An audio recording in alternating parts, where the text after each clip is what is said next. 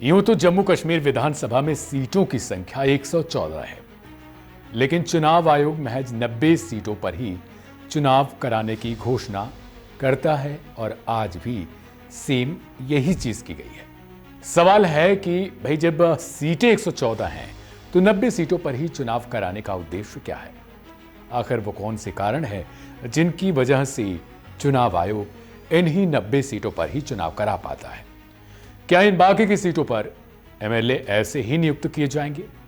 यह सवाल बहुतों के मन में उठा है और सवाल भी ठीक ठाक है। इन बाकी के बचे 24 सीटों को बिना चुनाव छोड़ने के पीछे का कारण हैरान कर देगा, या यूं कहें कि बहुत ही दिलचस्प किस्सा भी है। दरअसल ये जो हिस्सा 24 सीटों का है, ये पाकिस्तान लेकर बैठा है। अब आप सोचेंगे कि भला चुनाव भारत में हो रहा है और 24 सीटें पाकिस्तान के पास कैसी हैं?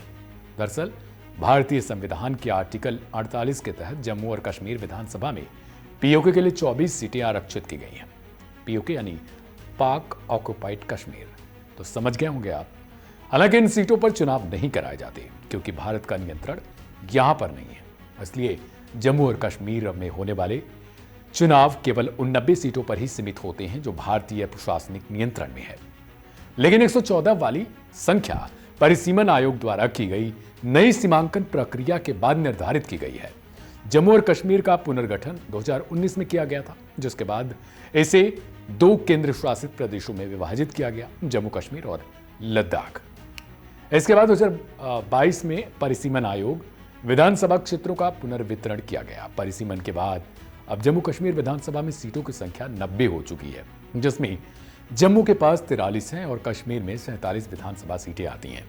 बता दें कि 2014 में 87 विधानसभा सीटों पर चुनाव कराए गए थे, जिसमें जम्मू की 37 और कश्मीर जो घाटी है उसकी 46 सीटों पर, इसके अलावा 6 लद्दाख की सीटें थी।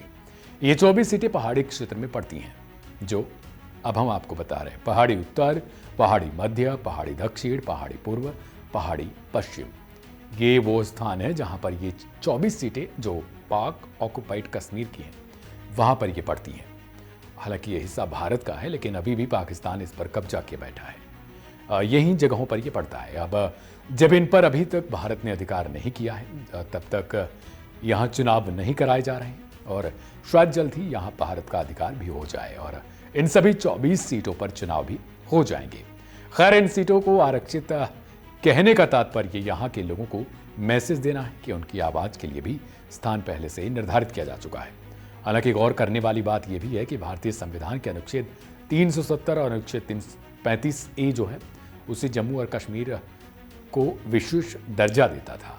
हालांकि अगस्त 2019 में अनुच्छेद 370 को हटा दिया गया था, लेकिन पीओके की आरक्षित सीटों का प्रावधान अभी भी बरकरार है। देखना दिलचस्प होगा कि आखिर यहां पर चुनाव कब कराए जाते हैं। मेरा नाम था दिव्यांशु और आप देख रहे थे वन इंडिया हिंदी। लेटेस्ट खबरों को देखने के लिए वन इंडिया हिंदी को सब्सक्राइब करें। नमस्कार।